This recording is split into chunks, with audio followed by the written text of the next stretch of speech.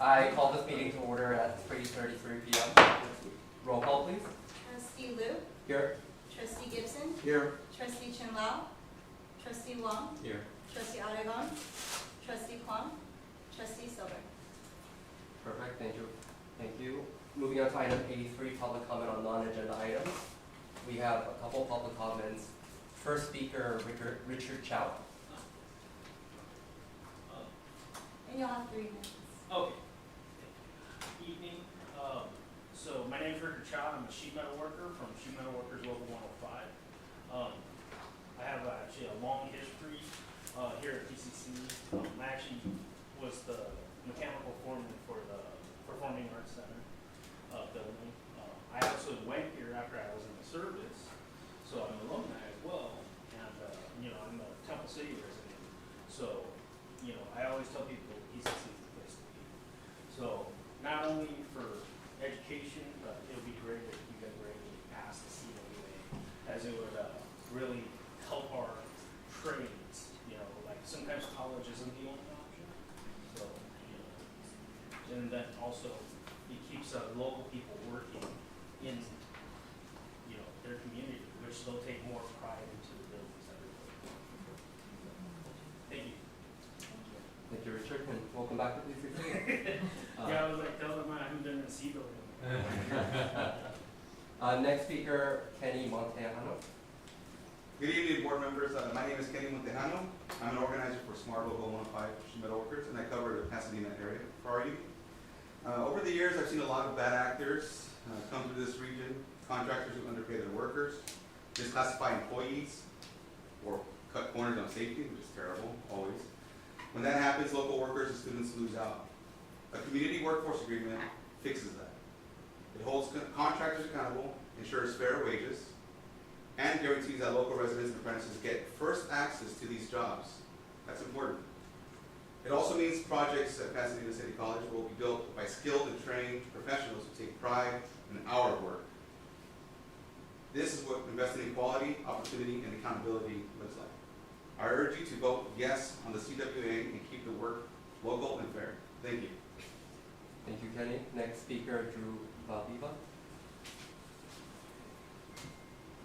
Good afternoon, members of the board and President Gomez.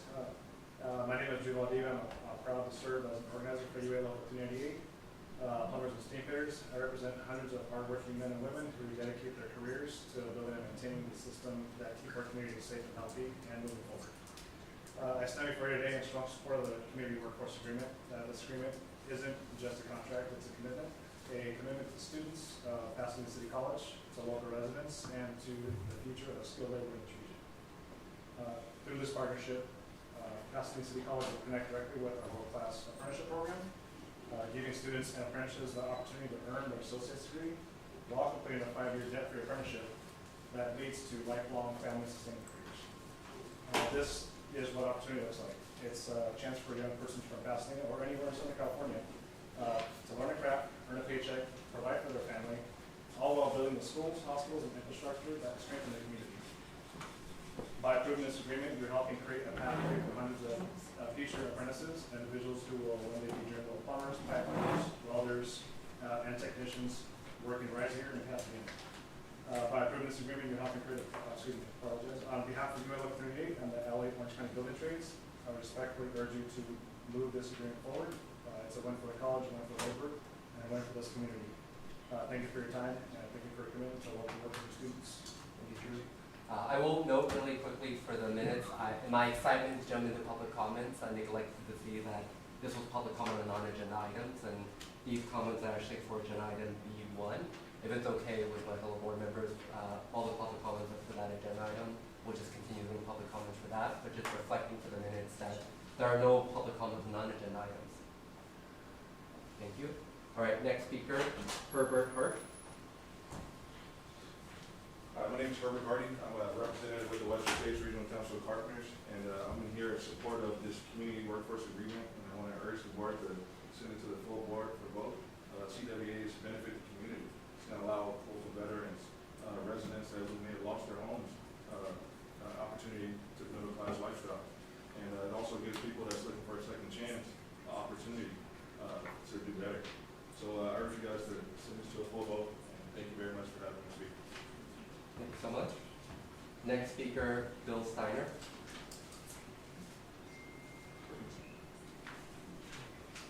Good evening, members of the PCC Board of Trustees Facilities Subcommittee. My name is Bill Steiner. I have the honor of serving as the business manager, financial secretary, and treasurer of UA Local 398 Plumbers and Steamfitters.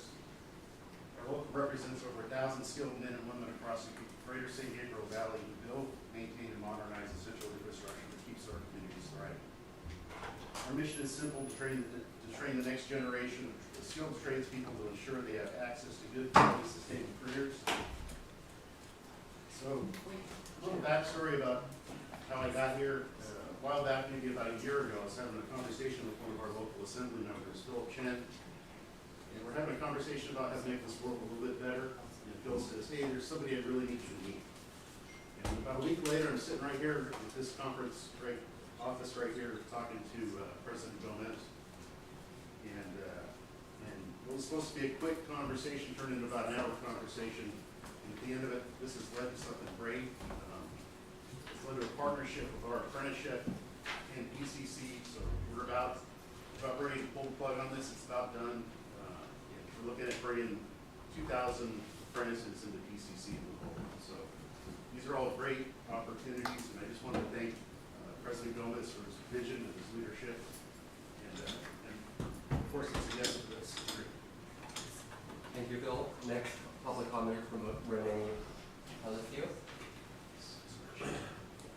All right, how you guys doing? Good evening, Chair, committee members, and Pasadena Community City College leadership. My name is Renee Palacios, and I serve as a business agent for the Iron Workers of Local 433. I appreciate the opportunity to speak before you today. I'm here to respectfully request that the Community Workforce and Education Agreement be advanced for a meeting on November 12th for full further consideration and approval. Our Iron Workers of Local 433 apprenticeship program is currently training over 700 apprentices throughout the region. These individuals are working hard to develop their skills necessary to succeed in the construction industry. However, to complete their training, they also need real-world on-the-job experience like projects like those undertaken by Pasadena City College can provide. This agreement would ensure that Pasadena City College continues to invest in its own community by hiring local, skilled, and trained workers. These men and women are not just tradespeople, they are tax-paying citizens, coaches, mentors, mothers, fathers who live, work, and contribute to the vitality of its communities. Project under this agreement would be completed safely and on time and within budget by workers who take great pride in their craft and building the future of our educational institutions. In closing, I respectfully urge the Facilities Committee to move this item forward to a full board meeting on November 12th. This agreement represents an important opportunity to strengthen partnership between Pasadena City College, organized labor, and the community it serves, promoting education, career pathways, and local economic growth. Thank you for your time, your service, and your commitment to the students and the community of Pasadena City College. Thank you. Thank you, Renee. Next, public comment from Mario Barragan.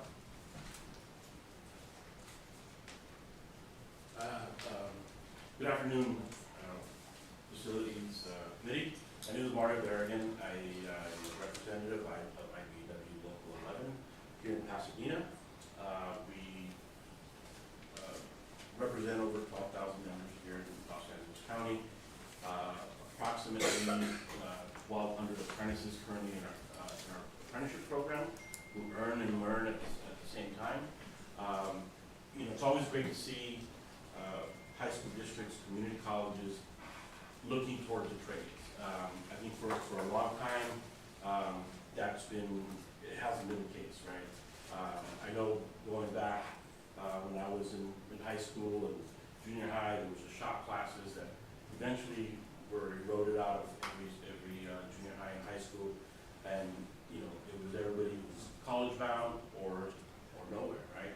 And the trades have always been there to capture those individuals that wanted something different and still make a a good living wage for themselves and eventually for their families. So it's always great to see our community colleges investing in that. And that's exactly what this community workforce and education agreement, which I love your guys' name for this agreement. Nobody else has it. I think you guys should patent it. Don't let anybody else have it. It's always great. I mean, you guys are, it's an investment. This agreement is an investment in the rest of the population that really doesn't, have that university-bound, vision or goal. Not to say that our apprenticeships are easy to get through. Personally for electrical workers, it's a 5-year apprenticeship. So it's not something to just take lightly. Very math heavy, goes through trigonometry, calculus, every formula you could ever think of. Basically, when you come out of there, you can look at a print and fix the engineer's mistakes. And so we consider ourselves engineers on the side, right? We all send in those RFIs, and that's what you get. Not only are you getting the best skilled and trained workforce, but you're also getting those that can save you money on projects when they catch stuff. So again, thank you and appreciate your support. Hopefully you guys, we can count on your support tonight to move to the full board. Thank you. Thank you, Mario. Next public comment from Eddie Alvarez.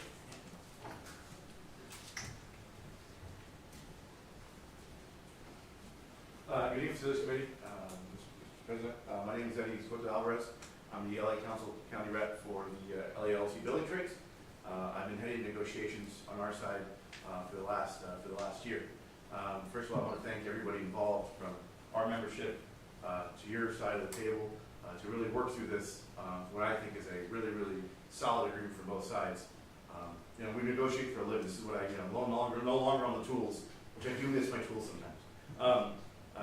But I think during a good negotiation, everybody leaves a little bit on the table. And I think this is one of those agreements that we all left a little bit on the table.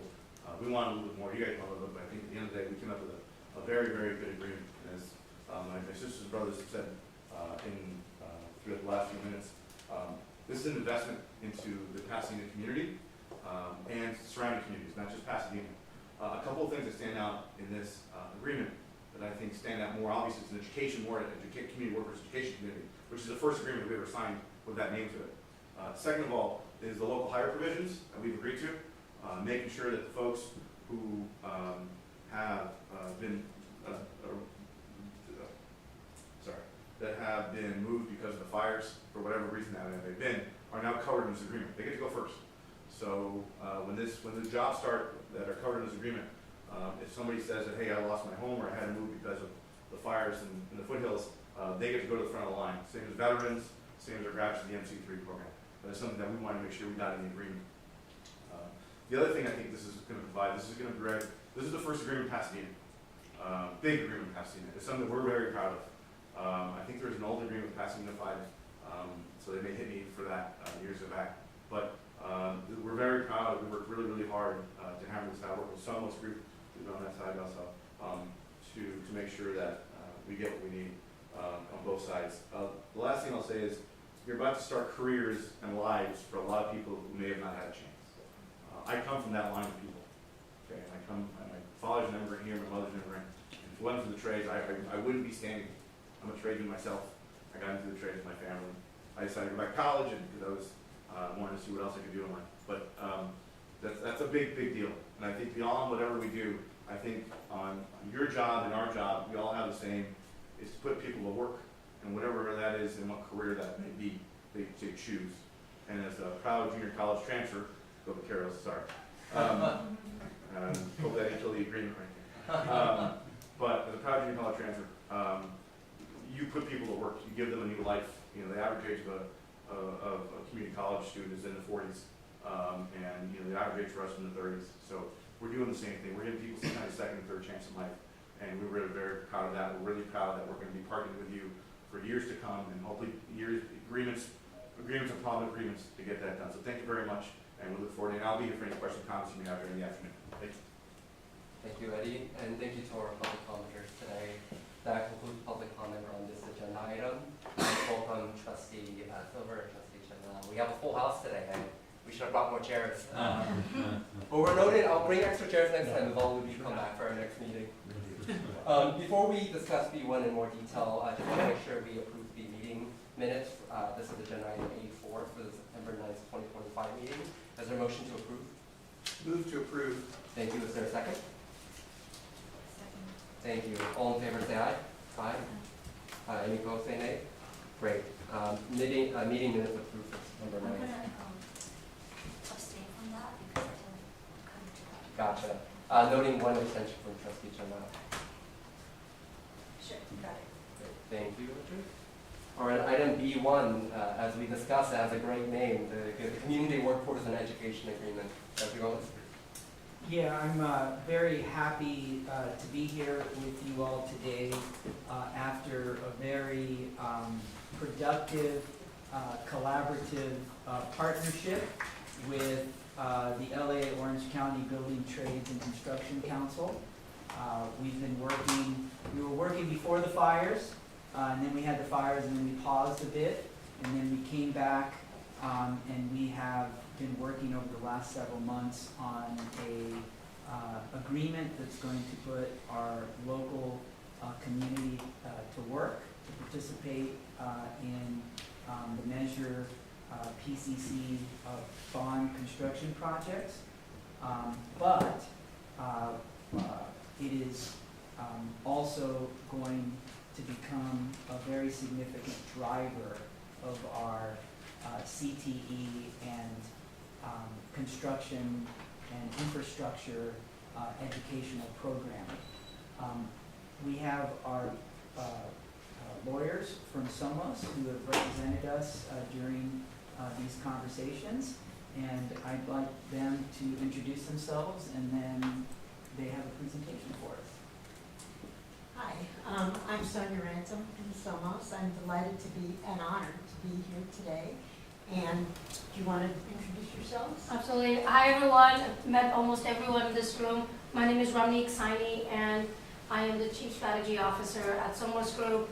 It's been an honor working with all of you this past year to get this done. And I hope this is something that you all are proud of and excited.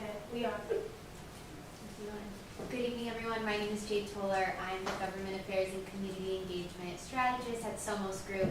It's been an honor to work on this project and very excited to see all that is to come to PCC. So thank you for your time today. Okay, so here goes. We have a short presentation which is hopefully provide an overview of some of the benefits of the Community Workforce and Education Agreement. I'm going to do my best to keep it short. You guys can ring me in if you need to, because, of course, it's more important to hear what you all have to say and what your thoughts are on the agreement. But the first thing I want to say is I just have to echo the people from the trades who are happy that it is now a community workforce and education agreement and not merely a community workforce agreement, meaning that the scope of the agreement goes beyond merely building facilities to building futures for the PCC students and residents of the district. So that's, I think we can go to the next slide. As I'm sure you know better than I, it's been a process for a little bit over a year. I think the first thing that happened was the Community Workforce Agreement was presented to you, came to you, and you made a decision to explore it. And now the first step in that was essentially a listening tour, both meeting with the trustees and other stakeholders of the college and of the community to get input and to get direction from you. The third stage was, as both Dr. Gomez and Eddie Alpers said, negotiation between PCC staff and the council. And during that process is when the vision of the agreement changed and was transformed from a community workforce agreement to a community workforce and education agreement with enthusiasm, I would say. And now we're here before you for you to consider this work product and determine direction. Okay. Next slide. Okay, so the next slide, again, once again, I want to emphasize the transformation from community workforce agreement to community workforce and education agreement. And again, going back to the public commentators, I want to speak to the idea that not only is it a first for the San Gabriel Valley in terms of being a community workforce agreement, but it's actually potentially a model for others in Southern California to make these agreements more than what they started out to be. It's more than just building facilities, more than labor peace, even though both those things are completely valid goals, as is obviously shown by the voters' approval of Measure PCC.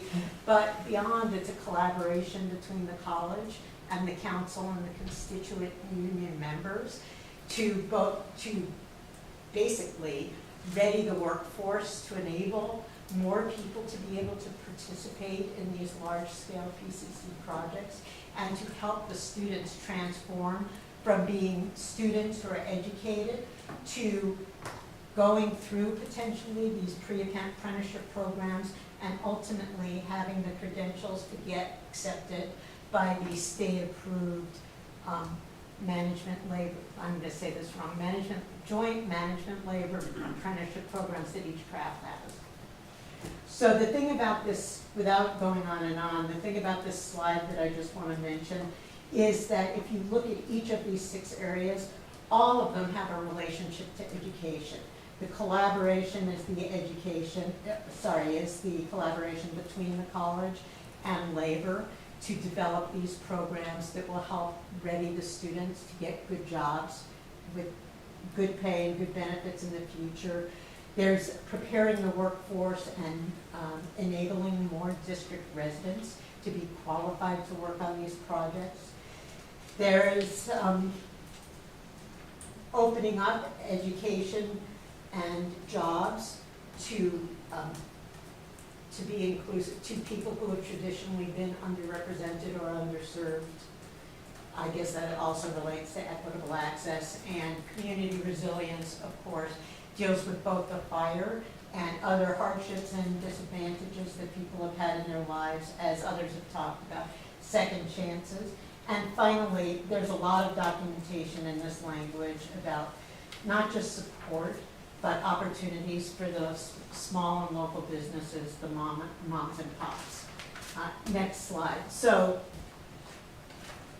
there are a lot of benefits for the district and the students. I'm going to try to hit those really briefly. One is labor peace, which we've already talked about. This meaning no work stoppages except in extraordinary circumstances, which if people want to know that, we can talk about that a little bit later. Second, there's priority given to district residents. I'd like to just be a lawyer for a second and step back and say there's a definition of district residents in the contract, and there are more people included in district residents than just those who live in the district, which are students, all students, graduates, veterans, those affected by the Eaton fire, as well as people who actually live in the various cities and communities that make up the district. And that's tier 1 of the preferences. I'm going to talk about the other tiers in a bit. Okay. Sorry, I'm doing a bad job on my notes. Oh, assuming this collaboration between the unions and the college, especially in the development of the pre-apprenticeship programs, that there is a possibility in the future that the college will become a premier education destination for these pre-apprenticeship programs. And then finally, the 4th point, which is, as I said, the contract creates its tiers, 3 tiers of hiring priorities, preferences. If we move to the next slide, again, we changed this slide a little bit, so I have to tell you about that, which is, we just wanted to highlight that the benefits benefit the district and surrounding areas. We understand that more cities are part of the district than merely Pasadena, though obviously Pasadena is an important city in the district. So hiring tier 2. So tier 2 basically deals with residents of areas that are within 15 miles of PCC. And so the second tier still are people who are relatively local. And that's dealt with on attachment 2. And again, it's actually a little bit broader than that, but I won't spend time on that here. And in terms of surrounding areas, the last tier is everybody else in Orange County, everybody else in LA County and also Orange County. As was discussed earlier, the fact that the measure PCC funds will create, a lot of money, and it will create opportunities in 2 ways for district residents and the people of the surrounding areas, which is both jobs and contracts in terms of the small and local businesses. And finally, well, not finally, third, this agreement specifically talks about streamlining construction. Obviously, an important thing for the district and for the community is getting the new facilities built fast to help serve the educational mission. And finally, perhaps a small point, but interestingly, a collateral benefit of the agreement may be the alleviation of some environmental impacts to the extent that people are traveling locally for jobs or to carry out contracts, and perhaps could have a small positive effect on things like traffic and air quality. Okay, next one is key elements of the agreement. Again, I think you all, not to overly repeat myself, but to just mention that the contract deals with a continuum of opportunity. People are already attending the college as students, but the contract documents the collaboration between the council, its constituent unions, and the college in order to have the flow from being a student to the pre-apprenticeship programs, which then the pre-apprenticeship programs and graduating from them will give the students a leg up in terms of their applications into the formal state-approved joint labor management and apprenticeship programs. Second, the preferences. I'm not going to go through the tiers, but I think you understand, or we can discuss in questions and answers about the 3 tiers. Very important goal and part of the mission of this agreement and flowing from the direction of staff and the trustees is to be inclusive, to make sure that people who have been historically underrepresented or underserved have opportunities. There's collaboration with the council and the constituent unions to do outreach, participate in college events like job fairs, etc.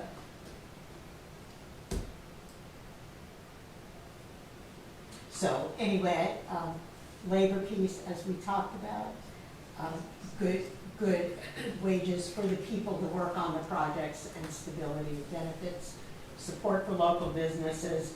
There will be governance and oversight. Both the college will appoint a community workforce coordinator, and there will be a committee made up of representatives from the college and from labor to see how the agreement's going, sum up progress, see what areas need to be improved, resolve problems.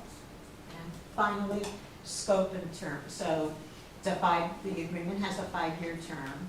The effective date is proposed for January 1st, 2026. As certain people have said, January 1st is a big day in Pasadena. And so it seems fitting that the agreement will become effective on that day. And in terms of scope, this agreement applies to measure PCC projects. And I guess thank you for your time. And we're going to open it up to any questions that you might have. Thank you so much for the presentation. At the very top, I just want to commend you and your team, Dr. Gomez, everyone here, and our brothers and sisters in trades for making this draft agreement able for us to review today.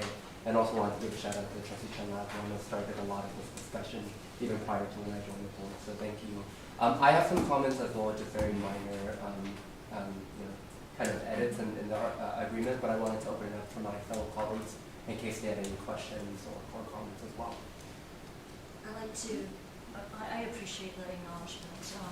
I know that many of the folks here, you've had predecessors before you who worked on this, before you came on board, and I like to acknowledge the folks that came before you who were advocates for the type of collaboration between PCC and labor groups. So it's been an honor to be part of that discussion for really over 7 years.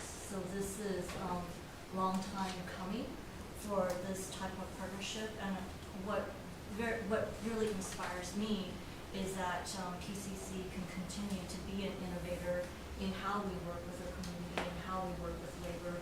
Having the education piece be added to it would be something that would hope to be a model for the rest of California, and especially for counties and cities that may not have this type of agreement and the school district. So my appreciation to Dr. Gomez and to our chair, Alton Wang, as well as to my colleagues on the board, Ryan Liu and Steve Gibson, for being very much champions of where we are today.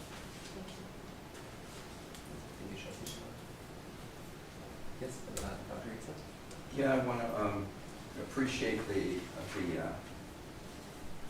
agreement that's come together with all the work. So it's been great that this work went into it. I really was glad to see the monitoring and reporting that's involved. I saw quarterly reports on apprenticeship work and things like that. So that was great to see in there. And I'm so excited to see the idea of having coursework come to the campus based on this agreement. So I appreciate those inclusions in the agreement.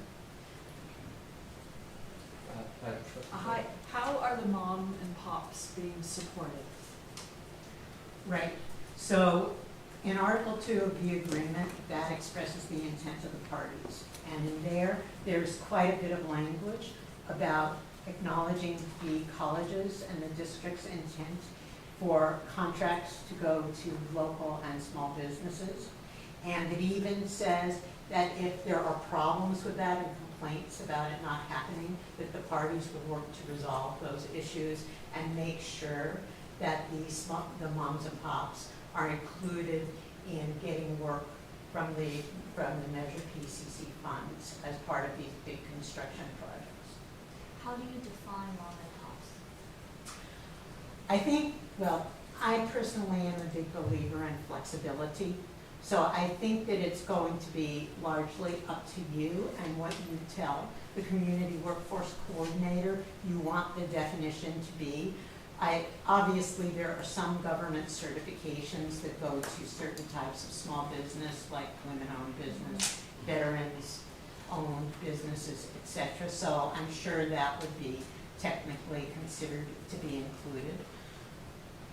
There's no dollar threshold or anything like that. And local, of course, we've tried to deal with local on the tiers by tier 1 being, the cities and communities that actually comprise the district, and then tier 2 moving out the 15 miles, and then it being LAOC.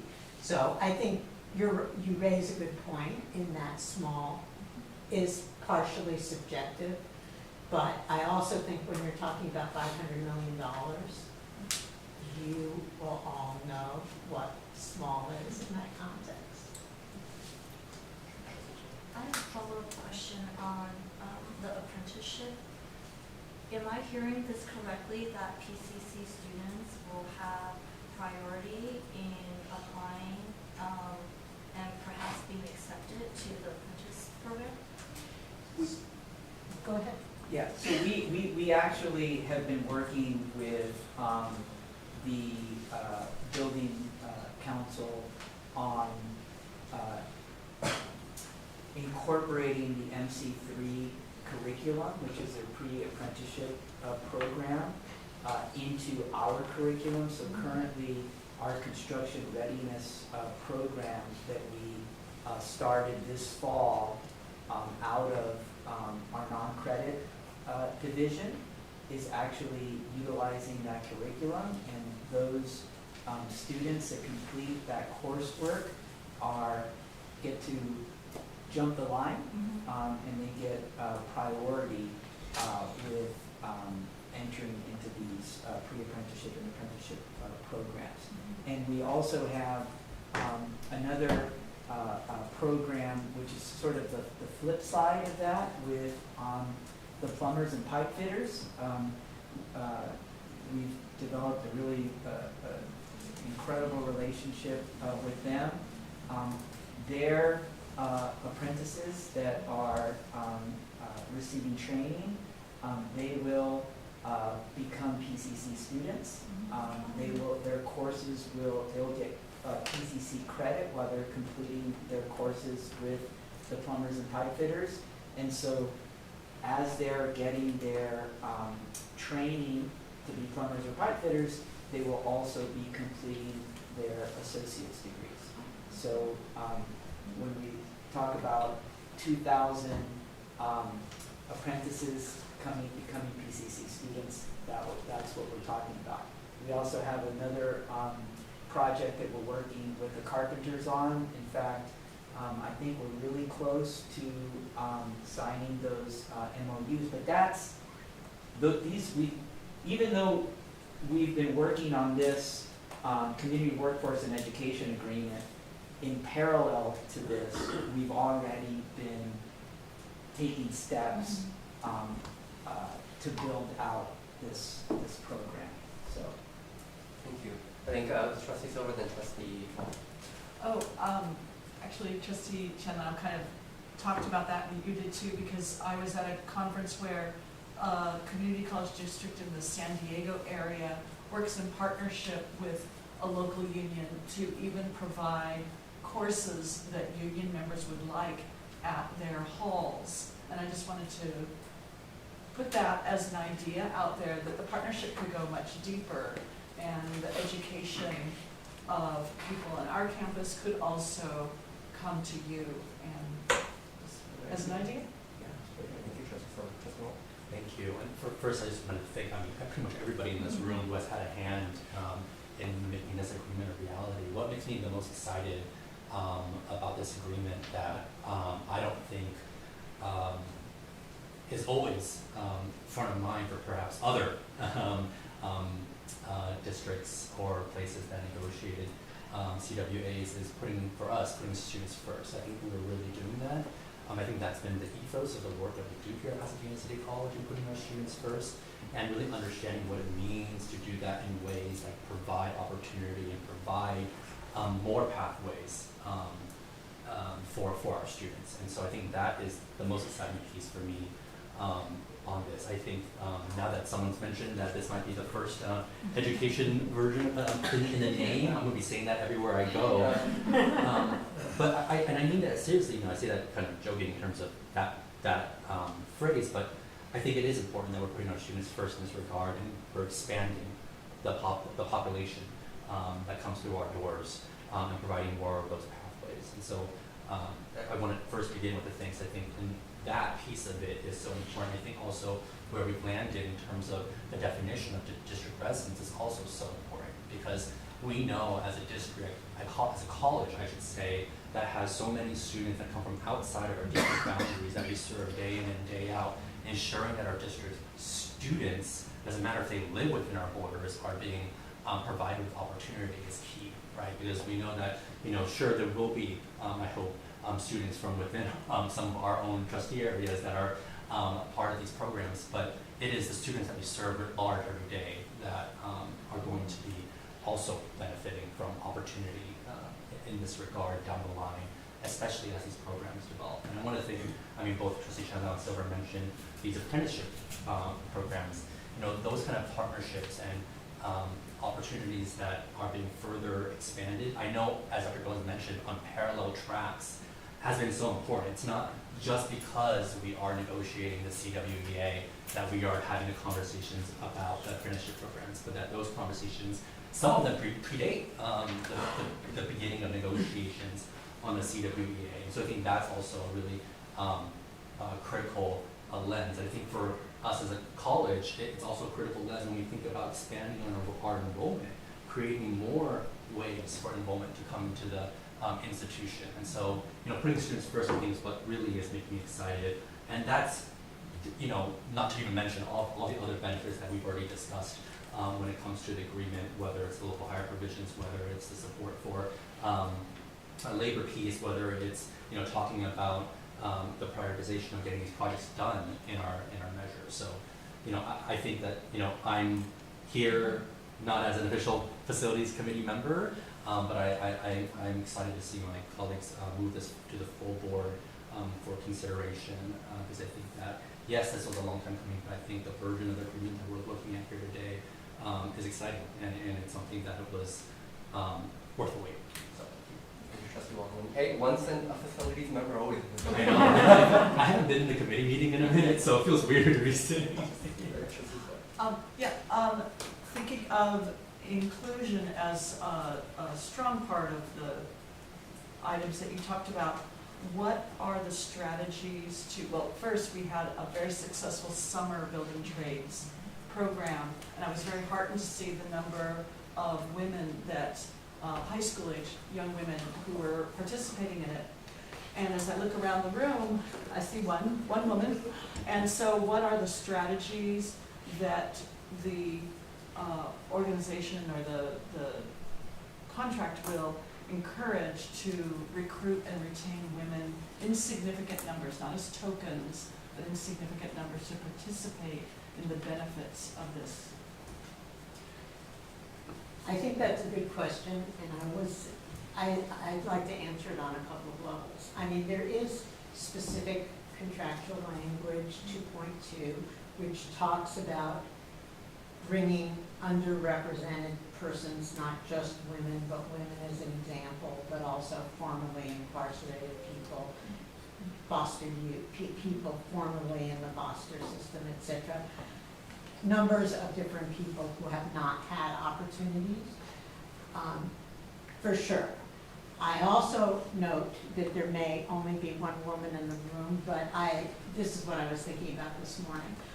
My mother was a lawyer, and when she went to law school, she was one of 2 women in her class. I think probably we all know that around about now, it might be 50% or more women in the various law school classes, so a lot of progress has been made. Maybe, from what I understand, and I don't know if you can allow people who spoke in public comment to speak again, but from what I understand, the percentage of women in the trades is up into the 20s. So it's going in the right direction, and perhaps it's easier for women to get into law than the construction trades. But I think all the programs that the contracts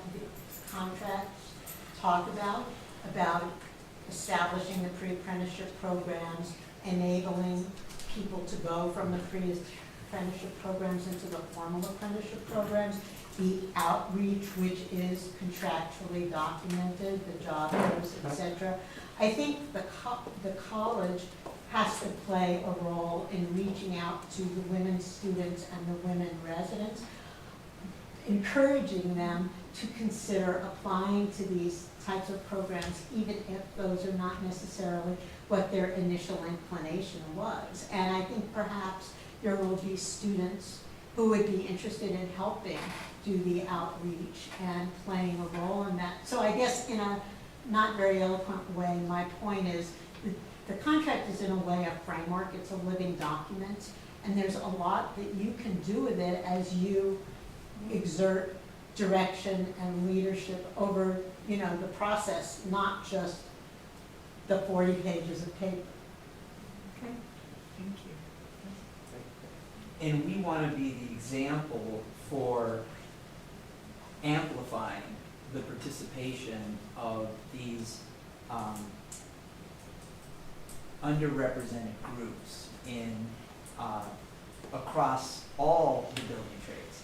And one thing that I think will be key in that effort is working with our building trades partners on the MC3 craft program, because that program has shown a significant success in bringing in underrepresented groups into the trades, in particularly women. That 25% number is actually through that MC3 program. So, we want to expand that. I think we also have channels that maybe our labor partners might not have access to, because we have access to our middle schools, our high schools, our junior college, where there are lots of folks that may have never encountered or maybe don't understand the tremendous career opportunities in the building trades. And so I think, like our summer program, we want to expand that program and do more with that kind of programming so that we can get more people excited and enthusiastic about these trades. I want to mention one other thing that's related to this, and that has also been happening in parallel to this agreement, and actually even before this agreement took place, and that is, as we've been working to expand our CTE programs here on campus, and in particular our skilled trades and building construction programs, many of the organizations in this room have actually been advocates for us in Sacramento. They've been advocates for us at the county. They've been advocates for us at the city, and also with philanthropy and foundations to help us grow these programs. So even when we're asking for money in Sacramento, they've actually joined us on lobbying trips, gone in there and worked their contacts to help us build out our CTE program, because I hope, and I know this to be true, they also want to expand these programs here at PCC. They want to help us expand these programs, and that's when you talk about this living document, right? That's sort of our responsibility to take this document and make it something special. I think I'd like to switch gears and maybe talk a bit about oversight and management. Early on in these conversations, some of the concerns that were raised was around how this is going to be managed, right? So we talked about, I think, even one of the presentations, that articles in the LA Times around how projects were managed, with LA City, LACCD, yes, all those came about, and we wanted to be able to assure our residents and our taxpayers that we are financial stewards of what that is. And so can you talk a little bit about oversight? And we take pride that the previous bond, we came under cost. And now with this $500 million bond, what has been the response of the Measure PCC Oversight Committee, and what would their role be in this? Well, they're not really a part of this at this point, because it hasn't been consummated. But obviously that is central and the linchpin to any successful agreement, is to make sure that it is within budget, it's efficient, it's effective. In terms of the particular oversight, we have a Community workforce coordinator. Community workforce and education. That will be overseeing those things as well. But it's up to our staff at the college to ensure that, those things don't happen. I can't speak to what happened at another college, I think what I would just say on this piece here, what this agreement allows for us to unlock in the provisions that include, labor peace and things like that is ensuring that the projects are moving forward, right? I think that when we think about what is coming down the pipeline for us and what we approve from a facilities master plan, strategic plan, and what we're going to be using Measure PCC bond dollars for, we're all eager in seeing those projects done yesterday. But we know that there is work ahead for it, and I think these agreements allow us to ensure that not only are those projects happening happening with the workforce that is very capable and able to do it right the first time, and continuing to be able to do it, but it also ensures that we're also supporting the community around us at the same time. So I think some of those conversations are a little bit different, because I think some of the things that you're perhaps bringing up are not as much to do with conversations like these today, but perhaps other considerations that institutions think about. I understand that. Where I was going with that is that I want us to preempt, right, any criticism or any concerns that come up, because unless you are an expert or subject expert in this area, it's hard to distill what else was done and versus what we're doing. And I want to make sure that we are very much locked, right, in our commitment that we are going to complete projects on time. We are going to complete projects within the certain cost projections. And I have the confidence that through this type of negotiation that we put this out on the table right now. Thank you, Trustee Shannon. I think that's very well taken. Financial stewardship is one of our biggest responsibilities. I think what I appreciate about this agreement draft are the provisions that are specifically about, peaceful resolution of disputes, making sure that things are being completed even while other issues are being resolved, because that is the biggest cost increase usually that goes overboard or delays. And I think this is great because it kind of puts a stop to that and kind of puts a barrier to making sure these projects continue. Because as Trustee Williams said, we want these projects done, and I want Rose to meet that tomorrow. Well, since you're both attorneys, we will hold you to that. Any other comments, questions, Brian? Okay. I am having the misfortune of also being an attorney, and there's no contract I haven't seen that I wanted to redline. So these are all very minor red lines.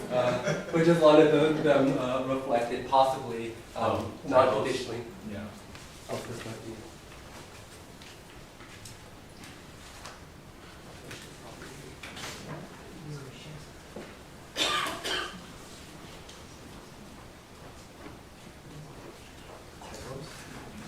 And I will try and be very speedy with these comments. There's one extra one here. On page number 6, like Trustee Gibson also noted, there's a typo with district, it's missing an I. The next page, page 11, I think maybe someone has to go through and just fix some of the consistencies. So for example, article is in all caps in some instances and not in all caps in others. Page 13 and 14 are still more, not necessarily substantive, but probably want to talk about them a little bit more. I know definitions are a big thing that was alluded to earlier, and I just want to make sure it doesn't have to be this language that I just kind of suggested, but I think maybe you can be a little bit more clear on the definition of college service area and also district residence. So for example, here it mentions college service area, but then later on it names individual communities. So at the bottom 13 it says residents of blank, blank, blank, district residents. Maybe we can think about ways of cleaning that up. So the first time college service area is mentioned, it could even be attaching a map of the district, so it's very clear what we mean by the service area, because that is different from district residents, which is more inclusive, because that includes residents residing within the college service area, qualified workers residing within a 15-mile radius, if you can find them from the first tier. And the last tier, the remainder of the zip codes in LA and OC. So on page 14, there's just some suggested edits. I think there's some parts that are a little bit repetitive. So just finding a way of thinking. Because in my district, there is unincorporated San Gabriel, so Exactly. we're just. I am glad that you're on our team.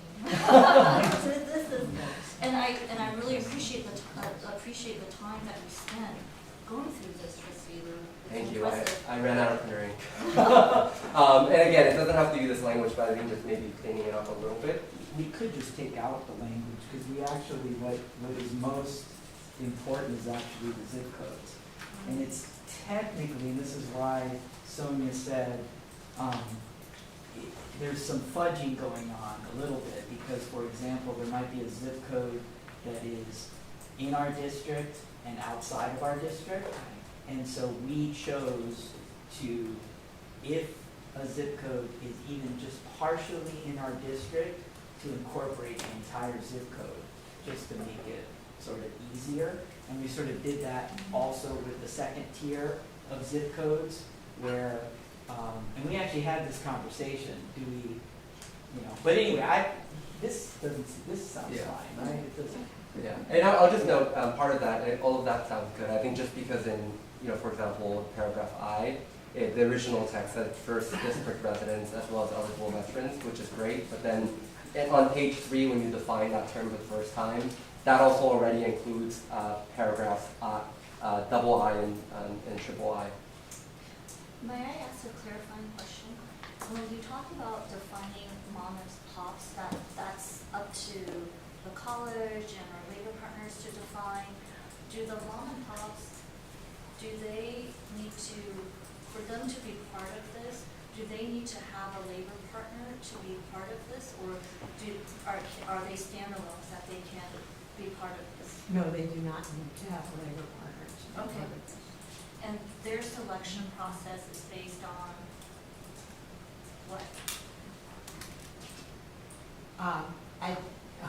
I think what happens, and other people who know more about this probably jump in, but I think what happens is, say there's a big project that costs, let's just use an easy number, Sure. that costs $1 million. Yes. Generally, on a big project, there probably will be like a contract, right? And so there will be, the college will negotiate an agreement for each of these Measure PCC projects with a contractor. And so the college will be able to go in and basically negotiate with the contractor a lot of the things you address, like price, reporting, everything else like that. Then I think, you tell me if I'm wrong, people. Then I think what happens is the contractor goes out and gets subcontractors because they usually can't fulfill the project by itself. I know there's specific language in here about people who provide supplies and things like that, which might be a mom and pop, or as I was told before, it might be, you're gonna help. Yeah, I can answer that question. So, actually, many of our subcontractor trades, other than the general contractor, the 4 basic trades, are all mom and pops. We do have our large, we do have some large mechanical contractors, ATCO being kind of the big, the big elephant in the room, as I would call it. But majority of our contractors are all mom and pops, right? They all started, most of them were all members not too long ago and decided to go out on their own, put a hat out, and have 7 to 10 employees. If they're we call those signatory contractors. On the non-signatory contractors, they're a non-union shop, and they're working on residential housing per se. They're going to bid. You're going to redo your bathrooms here in the C building, and they want to bid on that job. What they do is they will bid the job. They then go to the hall through the contract to get their labor, right? So it actually opens it up more to mom and pops, because for jobs that before in the past they just didn't have the manpower to get those people, get to work on that job. We now since they signed the agreement for that one-time agreement, we now give them, we open up the halls to them and say, okay, so you need 10 people for this job, correct? Yes. Okay, great. They all need to live within the service area of Pasadena, or most of them? Yes. Okay, great. Here you go. right? So that is how we make sure that the mom and pops who are non-signatory, right, are taken care of. And that's how they meet the labor, that's how the labor force is met. But again, we have, especially up in here in this area, many, the San Gabriel Valley, a lot of what we call mom and pops who employ a lot of our membership on a daily basis, through every trade. So in some ways, this is actually an opportunity to open this up to more mom and pops. Yes. To be able to be part of this process. Yes. And to further understand how they can get these jobs, working with your teams, or your members, Yeah. or Our reps. Right. And because it's prevailing wage, if they don't have state certified apprentices, they can't meet the requirements to do a prevailing wage project, right? So they would use ours. It opens up our calls for them to use our apprentices for that project. So it definitely opens up this kind of work more. Yeah. We do hold class, every hall holds classes for our membership to become owners. We want our members to become owners through that process, because we see it as a positive, because for the most part, they're all going to become signatory contractors and employ more union workers. So that is how we take care of those smaller shops. It opens up to the labor force that they didn't have before. And at the same time, we are putting memberships, and we want them to be owners. That's how many of even our large contractors, that's where they came from. They started off in the halls and bid one job after another and caught a break somewhere along the way, and now they're large contractors. Right, yeah. Can I just also say that along the lines that you were thinking out of the box, how this could grow more. One of the things I've been thinking about with President Gomez is after we get these guys lined up for their AA degrees, creating a curriculum that's business oriented and actually business oriented, right? To get these guys not just a contractor's license and say good luck, right? But to teach them about where to get loans and how to navigate the insurance and how to, what's the difference between an LMCC and a corporation, right? And which one is going to benefit me and my employees? And then we would end up paying for those classes to create small mom and pop signatory contractors in the community. We'll start farming on our own. Yeah, I was really thinking about those lines too, because, when you have your mom and pops, oftentimes their margins are really slim, right? And so it's like, how can we use this opportunity to really think about, not just making it, or just by a little bit, but how can there be some increase in the margins, of your business, so that it's worthwhile, for them. But anyhow, I thank you. Thank you, Trustee Chandler. I have a quick question for you, Trustee. I just, I appreciate your attention to detail, because it's more than I have sometimes. What I'm seeing here is it's more formatting change. None of them are substantive changes whatsoever. Yeah, actually, I had that question. None of them are question. substantive. They're purely typos and Because I just want to make sure formatting. that we're at the stage right now reviewing a contract, and we are going to vote on this hopefully next Absolutely. week. That I don't want to delay any processes. If these are, I do see literally the formatting of the numbers. So, and this like periods and capitalizations. If that is the case, would it be amenable to the committee to allow the lawyers to? Oh, no, absolutely. make This those is adjustments? just showing what the suggested cleaning up is, but substantively, everything's just the same. But I appreciate that point. We're amenable to that. We're amenable to that, just to clean up changes. And, Thank you. yeah, we're amenable to that. And thank you for being another set of eyes. We just want to make sure this is an innovative, visionary document. I just want to make sure it's as clean as possible, because, like Trustee Silver said, the rest of the state pays attention, and I want them to look at the best document we can put forward. He is a PCC alum. The funny thing is, this is probably what we talked about most than anything else, was like how to make sure, and we tried to be as inclusive as possible with, areas. Yeah. To just try to expand it as much to get also the students that don't reside in the district, right? No, absolutely. There's nothing wrong with the Oh, no, definition. no, I think this it's is just cleaning up to making clear what the definition is. The same definition. Yeah, it's the same definition. It's just moved around in different ways in the document. Yeah, I think if there are no other comments, then maybe we can have a motion to recommend passage of this to the full board for consideration. There's a, is there a second? Second. Thank you. All in favor say aye. Aye. Any opposed say nay? All right, motion passes.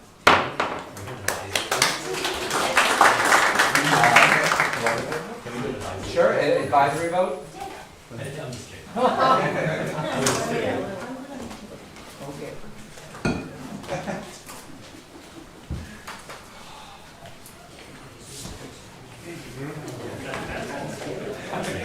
Give us a second to vote.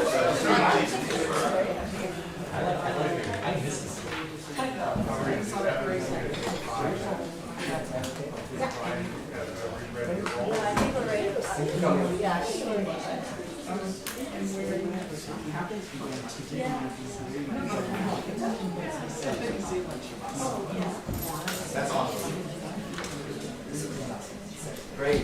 Moving on to item B2, facilities update.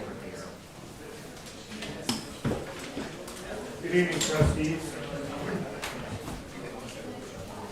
In regards to our facilities update, you do have a handout. In the interest of time, I'll just go over a couple of the highlights. Is that okay? Sorry, nobody's listening. Yeah. Hold that Okay. thought. Do we want Richard, you want to sit right here? Oh, Yeah. yes. That's still on air. You can sit No, here it's too. fine. We're still See, there's a spot right here. Come on. Yeah. And whoever wants to.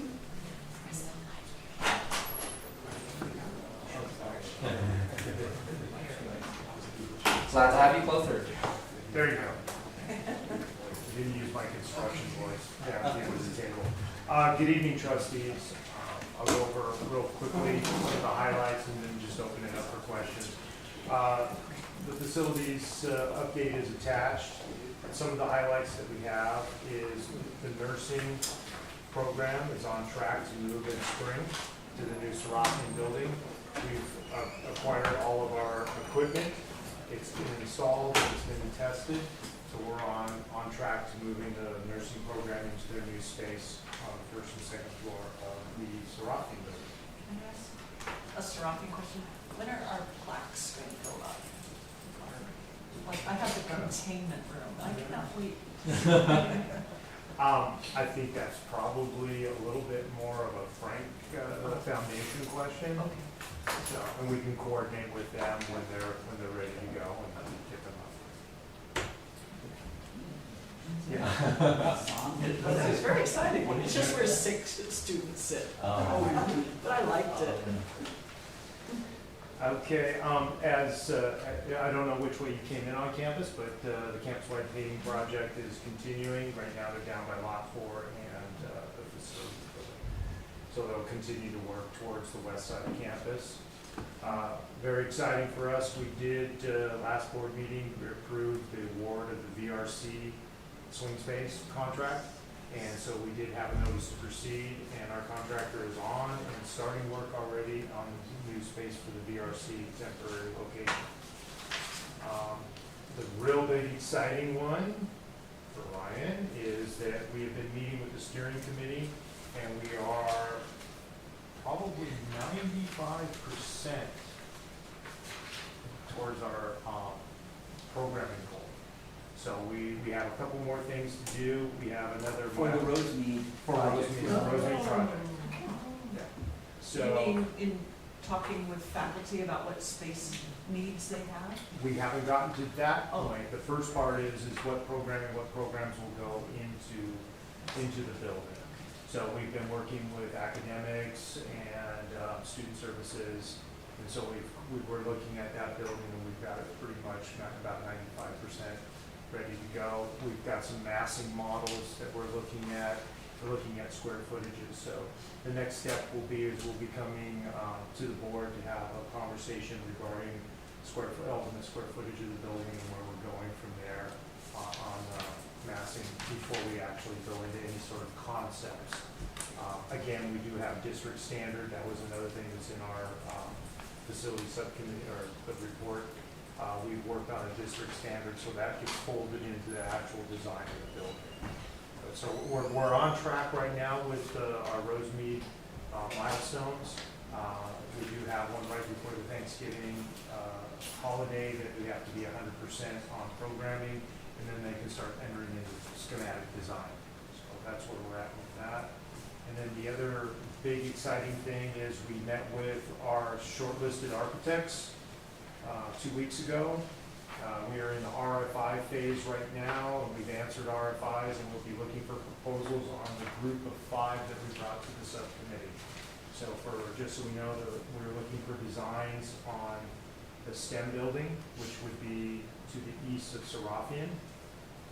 We're looking at the group that includes, we group these together because they're all adjacent, W building demolition, aquatic center, modernization, and Lancers Pass conversion culinary. So that was another group. There was one project group for an architect. The boiler house modernization, the new instructional building, that would be east of the gymnasium. And then we were looking at the west side of the Colorado campus master plan. So that would include a relook at student services, quad, the gallery, the art building, back in through the shops into lot 3, because we want to take a look at that. Is that really, with the new student services building, that area really becomes a front door, and really right now it looks like the alley that well, it is the alley that the rubbish contractor comes and picks up. I kept getting trapped there when I first started coming. Yeah, so I know we can do better, and that's what we've asked the architects to take a look at when we walk through them, is to really take a look. And besides, on that side of the campus is the new proposed area for the CTE building expansion. So we really want to take a look at that side of the campus again and come up with something that works for our students and also is inviting when you come in off of lot 3 and lot 4 into the campus. So we're really excited about that. Proposals are due this Friday. And then we will, they'll take from those proposals, we'll then shortlist, and then we will do best value selection on the architects for those final projects. So that was kind of the quick condensed version, because I know we had a lot in the beginning of this. I'll open it to any questions you might have on facilities. Thank you so much, Dr. Schiller. Anything from my colleagues? Thank you. I just want to thank Richard and Darlene and the rest of the facility staff and all of our partners, architects, construction consultants, and everybody else, because things have been really moving very efficiently and quickly, particularly with Rosemead, and I really just appreciate the work that you all are doing, and I know everybody else does too. Thank you. Super excited to hear about working. And So this is not even a design yet that's due on Friday, is it? What is due on Friday? Friday is the proposals. So we walked all the architects, we described the scope, they each got a description of each one of the scopes based out of our strategic plan. And they are going to take a look at which projects of the 5 they may be interested in, and they'll be submitting a proposal, which includes their cost, previous experience in like-kind projects, and their proposed staff. So then from there, there's a committee that will then take a look at, if let's say 3 of the 6 architects are interested in one project, and we take a look at that group, and we pick the best value for recommendation of award from that group. And is this where they do design, build, lease? This is Not yet. Okay. Yeah, this is just to this is Design. well, no, it's not even. It's to pick a company, an organization, a firm to be able to do that. Oh. Right. So the design comes later. Yeah, so what we've done, if you look at Rosemead, where we are in the process, we did the same thing for Rosemead. We identified a project management team and an architect that are awarded the project. They're now working with staff to come up with programming of the space, how we're going to utilize the space, what programs are going to be taught there. then we move into more of the design phase, where they'll start working on the design, exterior renditions, and then we'll go to shared governance so that we make sure everybody understands, like we did with the miracles, right? There may be a couple conceptual options. And the board will have its opportunity, and the student body and faculty, everybody has their opportunity to observe and engage, and we then make a decision. In an expeditious manner. Yeah, and we make a decision. Time is money. Yeah, yes, And definitely. delay Today's is- dollars are a lot, it's better today than tomorrow. But when we then start building out the design, at that point, we will then, the staff will recommend back to the board whether we want a recommended delivery method. And that was your delivery method is lease back, or design build. In this case, with Rosemead, since we have an architect, we would have either design, bid, build, not design, build, but you would have design, bid, build, which would quote be the low bid model, or we could do lease back. And some of these other projects, when we get architects, we can have the decision whether we want to do, or other projects, when we do design build, we would still hire an architect for the district representative to come through and get our criteria document. So this is what we expect to go in the building. And then the design build process is a partnership with an architect and a delivery team, a contractor.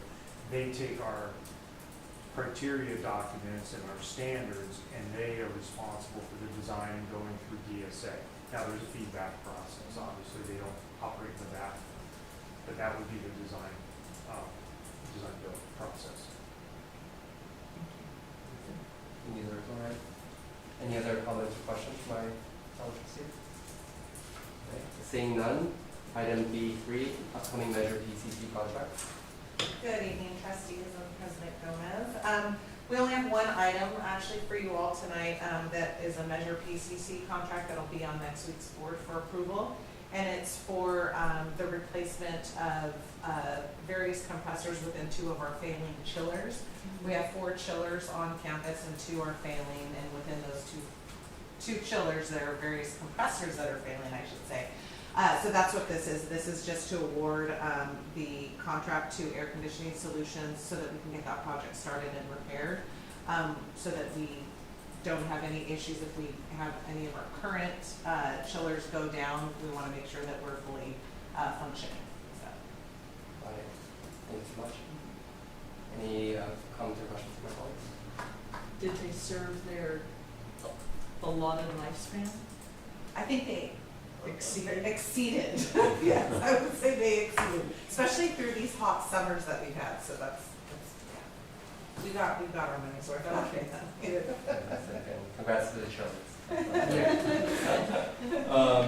Great. Item C1, meeting schedule. I think we can keep the same meeting schedule and discuss offline if we need to change anything. Item D1, proposed future agenda items. Are there any proposed future agenda items? Seeing none, we can adjourn. Is there a motion to adjourn? Some of the I'll second. All in favor? Aye. And the student trustee, any motions? Yes.